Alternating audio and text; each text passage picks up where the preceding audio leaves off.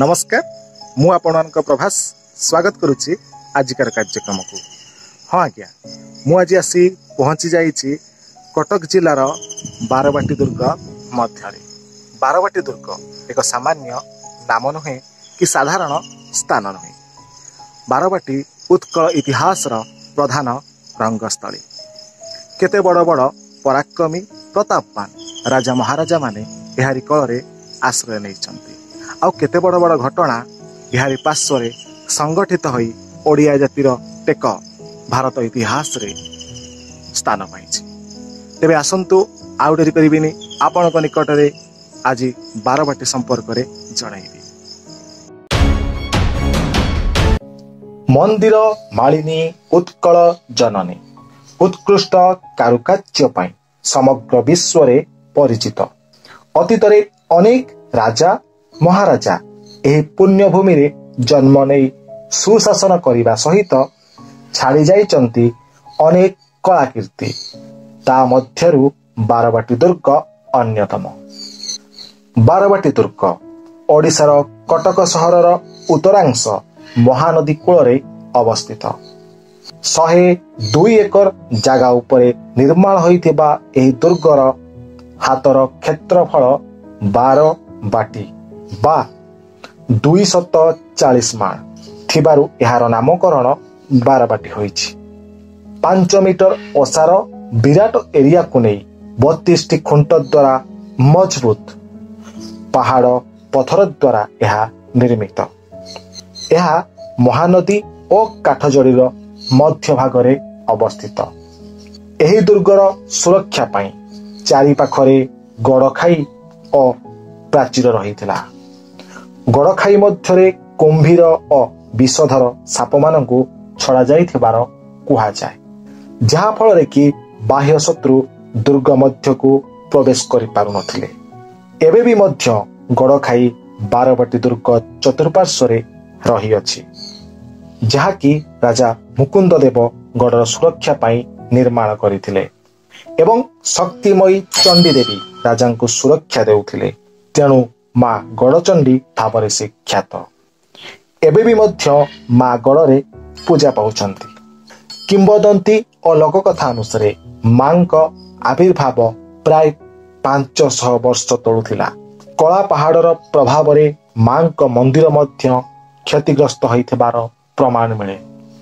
ख्रीष्टीय द्वादश शताब्दी रे राजा अनंग भीमदेव तृतीय द्वारा निर्मित हेबाठारु 1803 ख्रीष्टाब्द रे इंग्रेज अधिकार करिबा पर्यंत बारवाटी दुर्ग ओडिशार राजधानी थिला। गवेषक मानक मतरे मादला पांजिरे वर्णित ए दुर्गर कहानी हेउची थरे चौद्वार राजा अनंग भीमदेव तृतीय महानदी पार होई चौद्वार दक्षिण दिग को गस्त करथिले। से विश्वेश्वर देवंक मंदिर बारवाटी गाँ निकटरे पहुंचिया बेले एक दृश्य देखिथिले। गोटे बग गोटे चिलो उपरे डेई पड़िथिला। बास राजा से दृश्य रे खुशी होई चिंता कले, एई जगारे गोटे दुर्ग निर्माण करिबी। तापरे राजा चौद्वार को तांको राजधानी भावरे छाड़ी कटक को तांकर राजधानी करिबा पई निष्पत्ति नैथिले। एही बारवाटीरु अनेक राजा सैन्य यात्रा करी ओडियांक विजय पताका उड़ाइचंती। एही बारवाटी उत्कल नरपति मानकर अमूल्य संपद और परम शांत स्थल, सर्पर मणि एवं स्वर्गर पारिजात सदृश थिला। राजा पुरुषोत्तम देवंक राजत्व काल रे कांची जय निमंते एही बारवाटीरु राजा सैन्य यात्रा करिथिले एवं कांची कावेरी जय करी कांचीजेमा पद्मावती सहित साक्षी गोपाल और गणेशंक मूर्ति घेनी आनिथिले।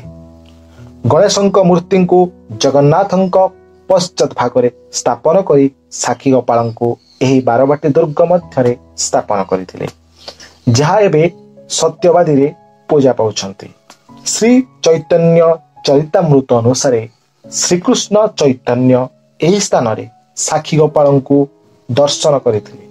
उत्कल इतिहास परम पराक्रमी तेजस्वी राजा प्रताप रुद्रदेव गंगा ठारू गोदावरी पर्यंत जय कर सारिबा परे एथिरे संतुष्ट न होई दक्षिण रे कुमारिका पर्यंत ओडिया वीरत्वर परिचय देइथिले।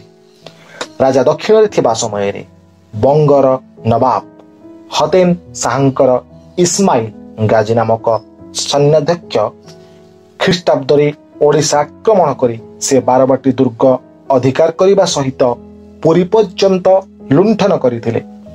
मात्र राजांक प्रत्यावर्तन वार्ता ही तांको ओडिशा छाड़ी देबाकू बाध्य करथिला।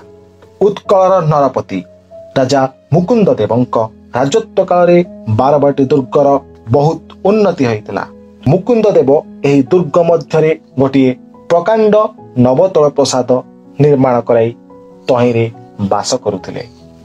राजा मुकुंद देवंक प्रताप और पराक्रम को देखि अकबर तांको सहित संधि स्थापन करने बाध्य होइतिले। बंगर नवाब सुलेमान को दमनार्थे से ओडियांक साहाय्य भिक्षा करथिले। अकबरंकर एही मित्रता रक्षा करी मुकुंद देव बंग विजयार्थे बहिर्गत हेले। बंगरे युद्ध रे थिबा समय रे गड़जात निवासी शिखी और मनाई महापात्र नामक दुई खंडायत मुकुंद देवंक सह कौनसी व्यक्तिगत दोष कारण प्रतिशोध नेबा पई सुलेमान को सेनापति कला पहाड़ को संगे घेनी गड़जात जंगल मध्य दे बारबाटी को आक्रमण करथिले। परवर्ती समय मुकुंद देवंक सुरम्य नवतल अटारिका मुसलमान मानकर विलास भवन रे परिणत हैला। 1725 ख्रीष्टाब्द रे मोहम्मद ताकी खां ओडिशार शासनकर्ता थिले। खरधा राजा रामचंद्र देव ताहांक संगे विद्रोहाचरण करन्ते परास्त होई बारबाटी दुर्ग रे बंदी होइथिले। 1740 ख्रीष्टाब्द रे बंगर नवाब अल्लीवर्दी खां मुर्शिद कुल्ली खां को बालेश्वर निकट रे परास्त करी बारबाटी दुर्ग अधिकार करथिले। 1578 रु 1807 पर्यंत बारबाटी दुर्ग अफगान मोगल मरहट्टा मानकर प्रधान शासन केन्द्र थिला। मोगल शासन काल रे मोगल सम्राट औरंगजेब का राजत्व काल रे राज्यपाल नवाब मुर्शिद कुल्ली खां द्वारा 1719 ख्रीष्टाब्द रे बुखारी बाबा मस्जिद एही दुर्ग परिसर रे निर्माण होइतिला। आज भी एही दुर्ग मध्य विद्यमान अछि एवं से समय उद्यानटी आज भी राजा रानी उद्यान भाव परिचित। 1741 ख्रीष्टाब्द रे भास्कर पंडितों अधीन मरहट्टा माने बारबाटी दुर्ग को आक्रमण करी मौसुम को निहत कले। 1750 ख्रीष्टाब्द रे रघुजी भोसलांक पुत्र जानजी बारबाटी सुरक्षा निमंते एक दल सैन्य रखाई नागपुर प्रस्थान कले। एही रूपे बारबाटी मरहट्टा मानकर राजधानी हैला। अर्ध शताब्दी व्यापी मरहट्टा राजत्व परे 1803 रे बारबाटी दुर्ग इंग्रेज मानक द्वारा बेष्टित हला। इंग्रेज सैन्य लालबाग बारबाटी आक्रमण पूर्वक अधिकार कले।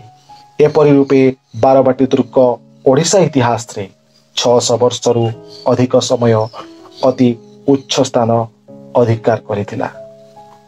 केते राजा केते सेना केते सेनापति ए बारबाटी क्षेत्र रे निजर पराक्रम देखे यह लीला सांग करिसंती। केते ऐतिहासिक केते गवेषक निजर गवेषणा करी मध्य आज सुधा संपूर्ण तथ्य बारबाटीर पाई पारि नाहंती। केते कवि लेखक बारबाटी उपरे लेखा लेखिथिले मध्य आज पर्यंत ता उपरे लेखा चली अछि। कारण बारबाटी एक सामान्य नाम नुहे कि सामान्य स्थान नुहे। बारबाटी दुर्ग ओडिशार इतिहास ओडिशार गर्व आउ गौरव। तेबे आपण मानकु आजिकार अध्यायटी केमिति लागिला निश्चित भाव में कमेंट बॉक्स रे जनांतु। जदि आपण माने चैनल को सब्सक्राइब करि नाहंती तेबे निश्चित भाव में सब्सक्राइब कर नियंतु एवं पाखर थिबा बेल आइकन टी को निश्चित भाव में दबाई दियंतु जहा फल कि और आगो को आसुथिबा वीडियो गुड़िक आपण माने देखि परिबे। आज पई एतिकी रहउछि प्रभास। नमस्कार।